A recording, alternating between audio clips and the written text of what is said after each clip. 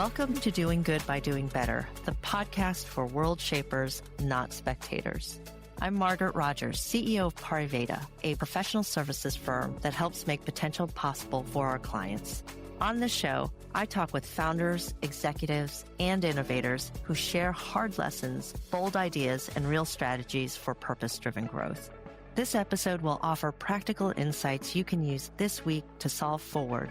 Because at Pariveda, we know that doing good only endures when we keep learning how to do better. Welcome to Doing Good by Doing Better, the podcast where we explore how leaders build organizations that create a lasting impact. I'm Margaret Rogers, CEO of Pariveda Solutions. Today, I'm in conversation with a colleague I have the privilege of working with alongside every day. Alan Henson, our vice president and one of our leading voices at Pariveda on artificial intelligence, digital transformation, and what it actually means to bring AI to life inside organizations. Alan has spent more than 20 years at the intersection of technology and business strategy, advising energy companies, building data platforms, co-founding a company, and spending a considerable amount of time thinking about a question that I believe is underexplored in most AI conversations. Not just what these systems can do, but who is shaping them, who's being left out, and what it will take to change that. Alan, I'm so glad to have you on the other side. I'm so glad to be here, and I'm very much looking forward to this conversation. Now, you've spent years at the center of AI. People talk about AI and they think, wow, AI has just started. But really, they're talking about Gen AI. That is the new evolution of AI. But you've spent years at the center of AI, pre-Gen AI and digital transformation work. So from where you sit, where is the conversation going, and where in the AI conversation are you hearing that it's just not right? It's just consistently getting wrong. I think where the conversation is going is we're finding more people capable of talking about AI in some capacity. Before Gen AI really hit the scenes, it was a really highly technical data science, very academic space. There were some things being done to make that more approachable, but it hadn't really arrived in the same way that Gen AI did. So at least now we're finding more and more people engaged in the conversation, more and more people investing in it, which is exciting because there's been multiple hard winters for AI over the last 50 years. But where it's going now that I think is really misaligned is there's this hyper focus on productivity at the individual level. And they're really not thinking about the broader people systems. They're really not thinking about the long-term plays. And I think that's a really underspoken conversation that people really need to be having more of. This isn't just about, can one person do 10x or 100x more? It's much bigger than that. What's also interesting, we talk a lot about this in the firm itself, right? And also what makes this particular technology so disruptive is that people think it's actually thinking. And so can you just give our listeners who are less familiar with actually how AI works, the technology underlying principles underneath it, can you talk just a little bit about how the tech works for our folks? Yeah, absolutely. I'm reminded back to grade school when you were sitting there thinking, math, when am I ever going to use this? Well, that's really what's at the core of generative AI is Bayesian probability, which basically says I need to start with a belief, right? So it's not even hard fact, hard data. I start with a belief about the outcome, and then I pair that with the data, and I'm going to create some prediction based on something that's come before. So if I give it 3 words, what is the probability of the next word? It's going to go out and find some 5, 6 options, and then it's going to randomly choose what that next word is so that it gives the appearance, a very convincing appearance, that it's creating original answers every time you ask it. But at the end of the day, it's just a mathematical probability. And if you do that enough, you get a paragraph, you get bullet points. You could even move this into, you get a song that has been written for you. You get a graphic image. But it's all really around prediction. What comes next, given what came before? And the way that you get the illusion of thinking is you put that inside of a loop. And you're constantly refining it. Is there a better way to do this? Can I subdivide what I've been asked into smaller chunks so I'm more likely to probabilistically predict what the prompt engineer, the prompt typer was looking for? But it's math. It's not necessarily a human mind that's doing the thinking. It is a loop with probability. And it fools people a lot because, just recently they officially said that it passed the Turing test, right? Yes. So people are thinking that there's thinking behind it, but thinking is a misnomer, I think, in this case. I agree. And to me, I think the thing that's worth separating here is there's the model, the large language model, which a lot of that prediction pieces happen in. Then there's the harness. So if you're sitting in front of an OpenAI prompt or an Anthropic Claude prompt and you're typing things in, there's a layer that takes that prompt and tries to figure out what you're really doing. And that's what ultimately interfaces with the model, maybe interfaces with a search engine, maybe interfaces with a tool. And it is orchestrating all of that. So it's not the model that's acting independently, it's this harness that's conducting everything. And that's where that believability really goes through the roof, that this is a human on the other side, or at least human-like capabilities. All right. We might have to talk about that a little bit more later because this kind of brings up some ethical concerns that Yes. can can really shape this conversation. But to avoid going down the rabbit hole, let's talk a little bit about the common assumption today that basically embedded in most AI strategies today. The technology currently available is the technology worth optimizing for. And you've pushed back on that assumption. What are organizations missing when they design for the AI of today without seriously reckoning with where AI is heading? If we look at where AI is being applied the most today, it's in areas that really aren't anything new. It's things that humans can do today, like writing code, writing papers, making an image. There's really no new innovation yet. If you layer that perspective on top of the hype curve, it typically means you're either somewhere on the front or somewhere on the back of it. And we haven't gone through that real valley of despair yet, and we haven't emerged on the backside where the new innovative uses really start to appear. To draw that into a metaphor, Dr. Ada Palmer from the University of Chicago was on a podcast recently, and she was talking about the Gutenberg press, the printing press, the thing that changed the world. And Gutenberg originally printed 300 Bibles, but no one bought them because only priests were allowed to use them. He sold 7 and ultimately went out of business. His apprentice went out of business. And it wasn't until over 40 years later when they started creating pamphlets, not books, but pamphlets, the technology really took off. And then pamphlets turned into newspapers. And that really accelerated the printing press. And so I think we're finding ourselves in a similar situation here where AI is quite compelling. It's really effective in displacing existing roles and work, but that's not what I think we're really going to be going towards. So optimizing for today doesn't really leave your mind open for where it's likely to go tomorrow. Large language models are really interesting and they can do a lot of amazing things, but I think we're just starting to see the beginning of where AI research and academia is going to go, which means there's going to be a commercial follow-on behind that. And we're going to see brand new areas of AI that don't even exist yet. Where do you think that people should be focusing right now? Because, like, to your point, energy is being done on experimentation, especially. It's easy because most people want to go for the low hanging fruit, which usually ends up in the optimization space. And so when you think about what should people be focused on right now, what would you say that was? Well, if we layer in the thinking that what we see today in AI is nothing more than what humans can currently do at scale, then we need to be thinking about, well, how do I drive creativity and innovation? How do I position my organization to take creativity and innovation into play when that time comes? And for me, that always goes back to the people, to the organization, how the organization is set up such that the teams and groups are still working well together, regardless of the technology. AI is going to disrupt how organizations are designed. But at the end of the day, I still strongly believe it's that people to people interaction where true innovation and creativity happens. And so they need to be accelerated and amplified by AI. But if the organization isn't continuing to see them as the key of the future, then they're not focusing in the right place, in my opinion. So for me, it's really around how do I still manage my people systems, even inside of this strong technology disruption era that we're in? When clients come to you with an AI challenge, how often is the problem that people challenge that you talk about just in disguise? Greater than 95% of the time. It's the thing that's, well, if we think about where that decision happens, it's typically within a team, maybe within a business function. It's rarely at the enterprise level. And so you start working with what you can control. And technology is usually something that you can control. It's easier to understand. People are hard. They're beautiful creatures, but they're hard.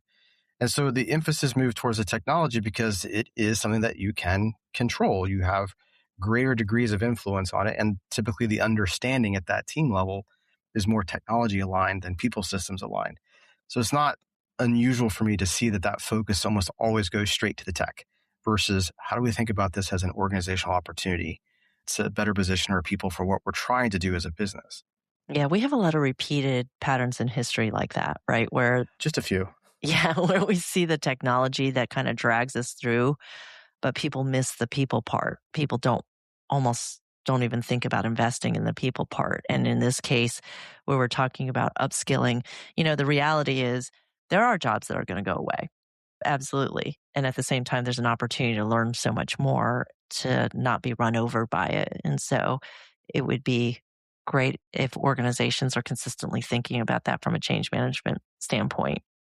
When I think about the AI advancement right now, like you and I mean, we've been through a lot of, I would say, disruption from a technology standpoint. And this one just feels faster. I mean, do you agree? Like it just, Oh, we're all, yes. we're all It's a like, rocket ship. yeah, every time, every day in the news, it feels like there's something else that's being launched, released, or a new partnership happening. What do you think leaders are underestimating in terms of the impacts of its speed and development?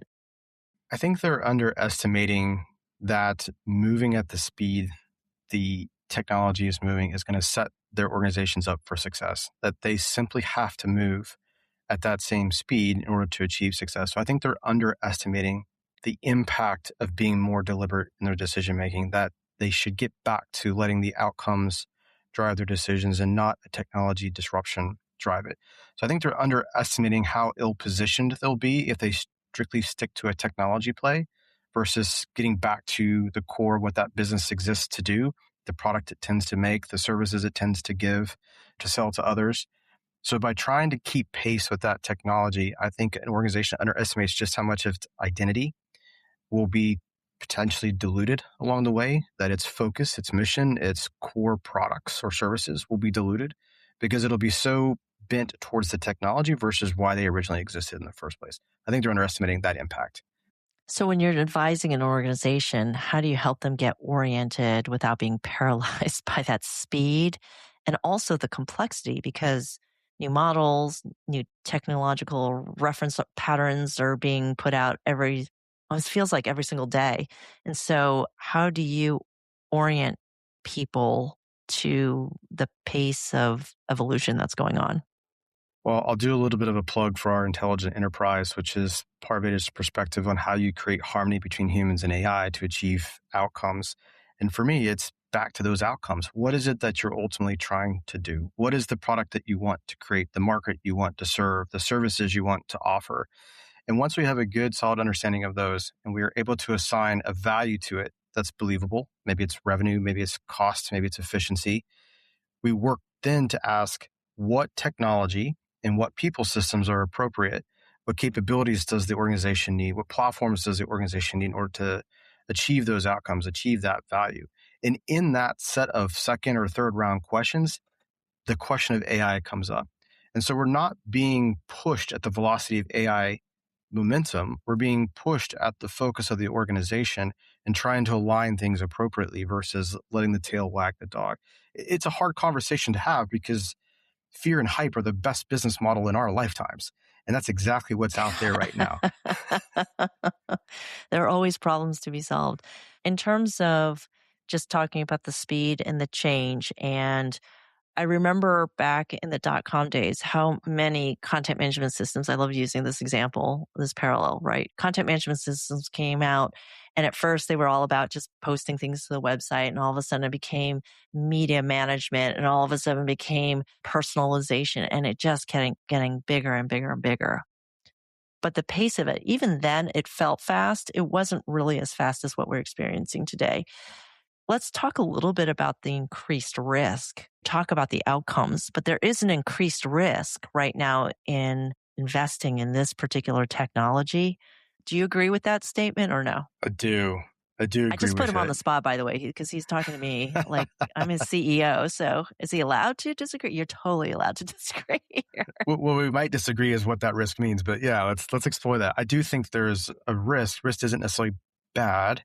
That could be good, but yeah, it's a risk. Do you want me to elaborate? I don't know if you had a follow on there. Here's how I was thinking about it. Like, for instance, going to a large cloud provider right now, at some point, there was some risk when people were trying to figure out where to host, and then cloud was coming in with a little bit more of a vengeance. There was a lot of question about, well, who's going to be the cloud provider that leads them all, right? We're seeing a lot of probably healthy competition in that space. Things will continue to diverge and then converge. That's what we've normally seen. And so as companies are trying to get outcomes and they're investing in platforms and even new startups who are just trying to cash in on some of that market share, there's an inherent risk that these companies might be choosing a platform that won't be in existence in just a year or two, right? Yeah, that's a big risk. It's one that I don't hear spoken of often. I typically put it in slightly different terms, so I like the way you've done it, which is I'm moving or attempting to move business critical workflows into a model that out of the box is 40% accurate, that with thoughtful prompt engineering can get to 10 to 40% error rate, and then move towards 10 to 15% error rate with good prompt engineering. And I'm going to run my business on that. And oh, by the way, that model can be changed at will by the frontier labs, whoever has that model. And the next iteration of that model may not have the same behavioral patterns as the one before it. And no matter how hard I try and control for all of that, it's still a probabilistic machine that is non-deterministic. And so I think there's an incredible amount of risk in there. And I think organizations are going to have to think about risk in ways they haven't before, which is maybe I'm willing to accept 10 to 15% error rate because I get a 50% uptake in value or revenue or cost efficiency gains in ways they're not used to thinking about, which is going to be a bit uncomfortable. But I still am surprised sometimes that organizations are willing to put so much into these things which they have no control over and are not deterministic. It's interesting to see the appetite for that. Yeah. How do you distinguish the AI advancements that leaders genuinely need to pay attention to from the ones that are still overhyped? I like to break the decision down into two initial pathways. One, if you're an operationally slanted organization, meaning you're working with large scale equipment, you're a manufacturer, you're a chemical refinery, most of what your business does is tied into assets and how those assets are performing. Humans are necessary, but they don't necessarily represent the bulk of what you're trying to do as an organization. I push you more towards that traditional AI front. I'm interested in things like predicting equipment failure, detecting anomalies in how equipment is operating, optimizing that equipment so I have better throughput, reduced environmental impact. That is a much safer AI space because most of those models are deterministic. If I put a number in, I get a number out. It happens the same way every time. The second path, if I'm more of a knowledge worker based organization where my true value lies and the true cost lies in the bulk of my employee base, typically you're looking at Gen AI, which is where you start to bring in some of that risk. And so you have to be thoughtful about where you're willing to put that technology to play and be even more thoughtful about keeping humans in the lead, humans in the loop, and making sure that you're emphasizing training and judgment and being able to identify where decisions need to happen and not just relinquishing everything to the AI. And that's a very different place because you're proactively managing non-determinism by letting humans bring some of that determinism back through judgment.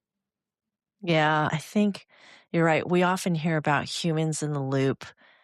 I like how you said humans in the lead, right in front, in the loop, and almost in the lag, right? Even in the after. I think people underestimate the value of making sure that is playing out throughout the entire life cycle for sure.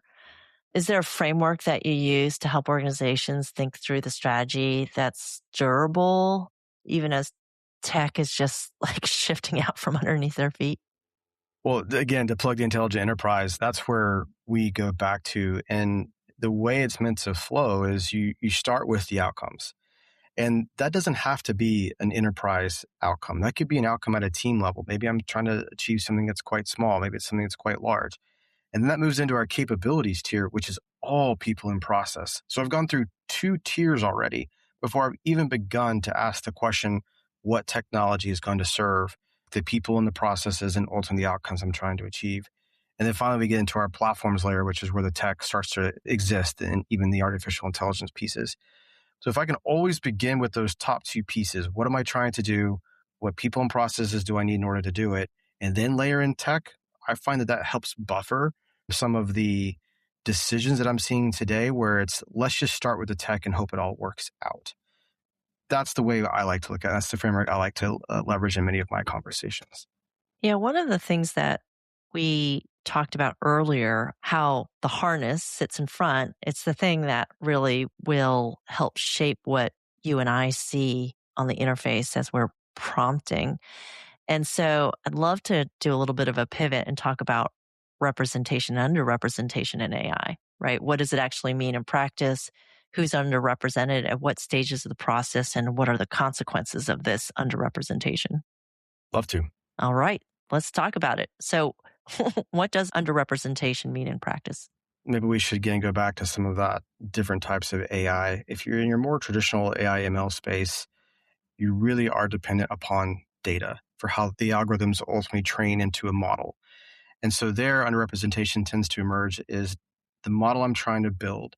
Are all those it's meant to serve, if humans are the intended audience for it, represented in a way that makes sense? It's moral, it's inclusive, it's community forward. In Gen AI, it's the model that I'm trained on of humans interacting with it, seeking advice, or perhaps having it create articles or narrate perspectives or create imagery. Do I have the right corpora of information in there that's representative of the people that will be using it? Do I have the right cultures? Do I have the right perspectives? Maybe right's the wrong word. Do I have an inclusive set of perspectives, an inclusive background of cultures, such that when I can be anyone, right? Whether it's a characteristic that I was born with, or perhaps it's a belief system that I've taken throughout life, or perhaps it's just a community that I live in, that I go and interact with it, I should feel like I'm represented in that interaction.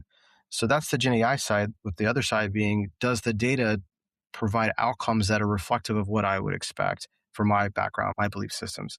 So representation is really about taking the core of the humans that are out there and saying, you have a place in whatever model you're using, and you feel like that model is not working against you or misrepresenting you in some way. That's how I think about it. Yeah, there's a lot of arguments today that talk about even when you take in all of the data that's out there, right? This is what the big, large learning models are all about, taking enormous amounts of data in. It's still not representative of all the different types of people that are out there because of the fact that even getting the content out online, it may not be there. We don't even know everything that's gotten pulled into these large language models. When we think about designing with that diverse input, it can really amplify existing hurdles in our society. Have you seen that play out in real situations, and what does that look like? I haven't personally experienced that, but I say pretty well read in this space. Where I think we're largely seeing it is it's still, there are nature or components of it that seem a little bit like information warfare at times, where different models tend to have different leaning perspectives based on how they were trained. And so as individuals are interacting with these models, they may get back answers that are not as objective as perhaps as they should be, or perhaps offering multiple narratives that could be considered such that you do get some of that representation in play. It's hard to say if that's just a representation of the data that's out there, which a lot of it is internet forums, people saying things without any accountability for what they're saying, and that all becomes data that gets trained, and then therefore probability can create some phrase in the way out that is leaning one way or the other. Or it could be just how the model data was preferenced and prioritized and weighted on the way in. But I haven't personally experienced it, but I've seen lots of examples of where it has had political leanings or perhaps religious leanings that definitely weren't representative of, I think, the entire audience. Yeah, it's really tricky right now. I mean, OpenAI not too long ago announced that they were going to be doing advertising on their platform. And there were already organizations today that actually will figure out ways to position and make sure that the way that AI is picking up your particular website or digital property, that it is showing it in a way that has a call to action inside the results. And so now you've got some things where people felt originally it was very neutral coming out in terms of the information that you're getting, albeit through math. But now there's advertising laid on top of that. What do you think about that? Well, I know that they got a lot of backlash initially on that. I believe that if you want these models to serve a value greater than just a more robust search engine, you have to think about the human component. You have to think about the human experience and how that human's going to be interpreting or receiving the information that you provide as an output to that model. Advertising has a experience to it that is often not welcome, especially on the internet. sometimes feels invasive, especially when hyper-personalized, and can, like you said, take on a subjective tone when it was meant to be objective. And so I think there's a lot of risk in that. I think trust is going to be one of the most critical attributes that any model has for it to be successful. Anytime you do things like underrepresent your audiences that may be using it, move towards a subjective tone from an objective one for sales purposes, advertising purposes, whatever, you will erode that trust. And you'll go back to the question you asked earlier is what happens when some of these organizations aren't around in a year because their user base didn't trust the outcomes. So there's a lot of heavy consideration there, in my opinion, on the human experience of that. Yeah, I think that makes a lot of sense. I mean, when you've advised people through significant AI and digital transformation efforts, what have you found really separates the ones that will likely succeed and the ones that will probably have a very challenging time at the organizational level? Let's think about this from a Gen AI perspective for the most part, because I think that's where a lot of the variability exists. Many organizations have been successfully implementing more traditional machine learning for years and have been successful in those applications. But the Gen AI space is where we get more of that ambiguity, more of that gray area, because language is hard. Right? I read something recently I liked that said that these are not large fact models, they're large language models, which means the language is often subject for interpretation. Where I see organizations that have been most successful, specifically in the Gen AI space, are the ones that have done the true due diligence to understand the data that's going in, that it is correctly classified, defined, cataloged. Things are grouped in ways that align to how the business operates, not just business functions, that understand that just because the information was true at one point doesn't mean that it's still true today, that things change over time. And they're able to build the right data systems to drive the AI such that the answers that are coming out are close to what's expected. And that they understand how to put these evals in place. How do I continuously assess the output such that it is still meeting my threshold of accuracy, even as the data that drives it change, even as the model that interprets it change, and even as the overall usage of it changes. Those are the ones I've seen be most successful, who consider the full system from the beginning, the people, the data, the evaluation, the change over time. That's where I see most success. It's not just the technology, not just the data, but how do I thoughtfully pull all this together so that I can serve my outcomes the way I want. Yeah, what does it mean for an organization to actually be AI ready, in your opinion? For me, it starts with the people. If your organization and your people do not understand, one, what AI is, what role you as leadership intend for it to serve within your enterprise, and three, your long-term vision for the technology as it relates to your business and your overall workforce, you're not going to be AI ready. Well, everyone's too hyperbolic. You need to have the bulk of your employee base aligned to what you're trying to do so that they're in a position to want to contribute, they're in a position to want to learn, and they're in a position to see value in thinking of creative ways to apply the technology. To be AI ready is to start with that people piece first, the change in it, the training, the fluency, the vision, the understanding of what the impact is going to be to their jobs, and if it's going to be displaced, where their new jobs are going to go. And then from there, it's the willingness to invest in the underlying technology. We always say garbage in, garbage out. That gets amplified by AI. I saw an interesting study recently that said that 90 something percent of all enterprise access is not leveraged by the individuals that have it, but AI will use 100% of that access, including things like sensitive data, including systems that it shouldn't have access to. And so that's going to get amplified when AI comes into play. So you need to have all those other pieces in place to be AI ready before you start turning the tech on. And then it's about getting your tech platforms in place and ready. A lot of that's going to be around control, access, security, very narrowed processes that make sure that you don't drift too far out, as we've seen recently with some companies who've lost their entire production databases and backups. Yeah. Oh, yeah. And I think the security piece is huge, especially as people are trying to automate things through agentic. That is going to be a huge piece. I'm Yes. curious about what you would tell leaders who want to accelerate AI adoption, but haven't yet invested in the cultural side and the people side to make that adoption sustainable. Start with the vision. Let people understand why you're going on this journey. Is it to achieve efficiencies? Is it to achieve growth? Is it to transform the business into something that it isn't today? Help people understand their role in that and whether or not AI is going to be something that's designed to amplify or augment those human roles, or if they're truly thinking about displacing it. I would hope it's more the former. Get people aligned that they understand that they're part of a future that's going to look different, but they're still a part of that future. There's this thing called the frozen middle. One of our colleagues, Sean Beard, calls that. There's a lot of other names that are for it. It's out there in the literature where leadership really wants this change to happen. The middle is preoccupied or doesn't see the value in it or is too scared to do it. And then everyone below that takes guidance from that middle tier. And so nothing actually changes. You're going to have to get not just leadership, but that middle tier aligned if you're going to hope for any change. And they need to understand what that means to them so that they're not feeling like they're investing in their ultimate job removal. That to me is the biggest thing. Everybody's scared. People are really scared right now. And there's just not good literacy out there that helps them understand why they shouldn't be scared. And Silicon Valley has done little but to inflate the fear. So that's something you have to address, in my opinion. They need to see where they're going and what the role they're going to play in it.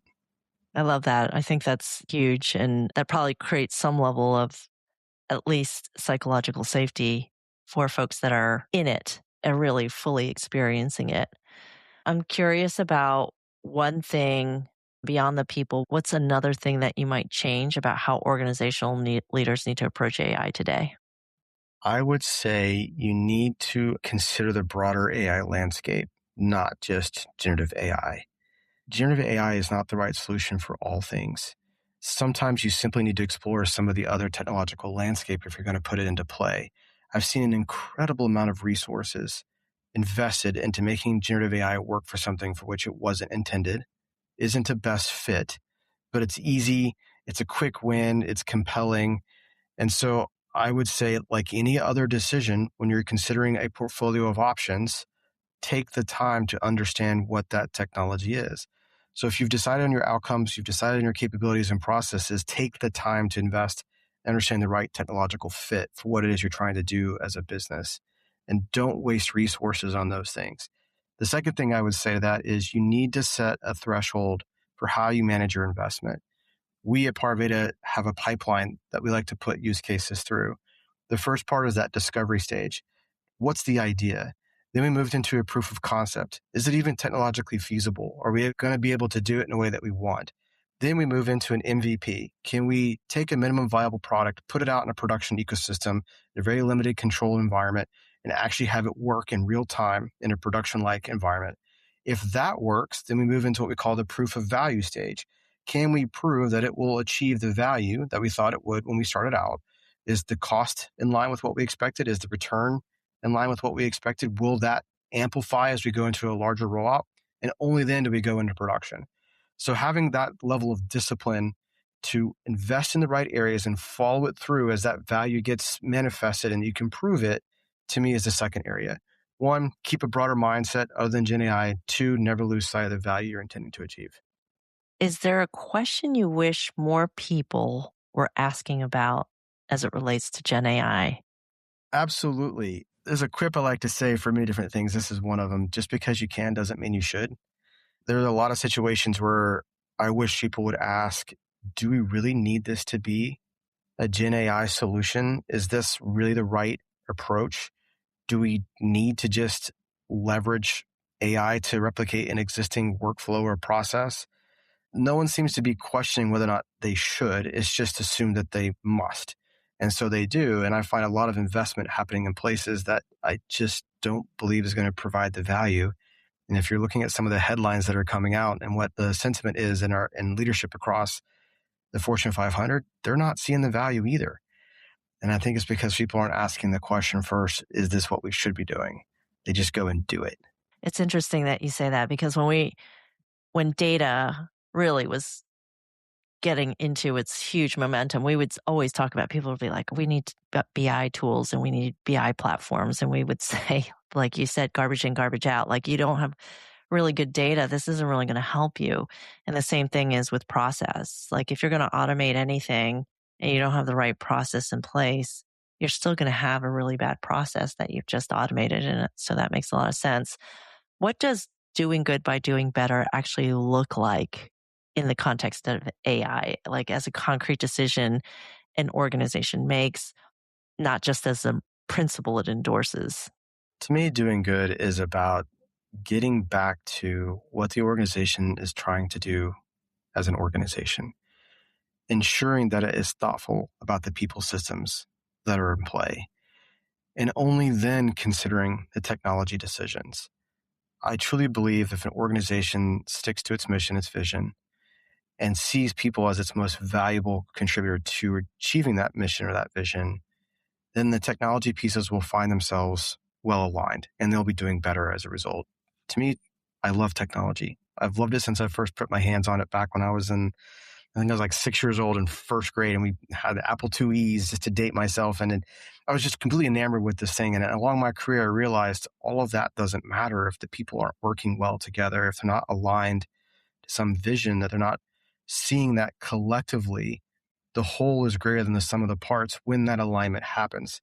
So when you bring technology in, you're not thinking about the alignment piece. You're just simply thinking about one of the components of the whole. And therefore you erode that whole is greater than the sum of its parts.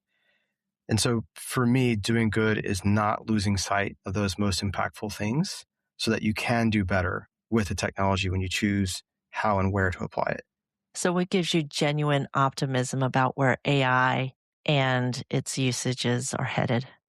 When I see some of the leaders of some of the biggest, most well-respected companies in the world talking about the importance of people, like Nicole Lemoreau of IBM, like Donna Morris at Walmart, who are really emphasizing the importance of people and that they're calling on other leaders to not lose sight of that, it gives me hope that we won't lose sight of the importance of people in this. And I don't mean to be naive or ignorant of what this technology disruption is going to be, but that technology exists because humans envisioned it. And I don't think we're going to see a point anytime soon where that technology can envision more than humans working together can. That's why I stay optimistic, because there's still some leaders out there that are reminding us all to think about that. Yeah, I mean, there's some remarkable things that are happening being augmented by Gen AI, such as recently there was what was thought as an intractable math problem, I believe, Yep. and it got solved. And we talk about things like, well, what if Gen AI could help us solve things like cold fusion, right? If we could solve the problem of cold fusion, that's pretty remarkable in and of itself. So, whew. I love that. But in those things, we're not sitting there going, the 50% of the human workforce is going to lose their jobs, right? Cold fusion means I can have superconduction at room temperature. Like, wow, that would be amazing. I have solved the energy problem. Now what can I do with that? That's what I mean by the people piece, is not, to your point, how can we together envision a more amazing future, not just how do we ensure that those who can get theirs and everyone else is without. Well, Alan, thank you so much for joining me today. I know I put you in the hot seat and I've just been going at these questions over and over again. So really, really appreciate you joining us and sharing your perspective. Well, thank you for the opportunity to do so. I enjoyed the conversation. Thanks for listening to Doing Good by Doing Better. I'm Margaret Rogers, CEO of Pariveda, and I hope this conversation offered you a new way to take your ideas to impact. Follow on Apple or Spotify and join us every other week as we keep learning how to do good by doing better.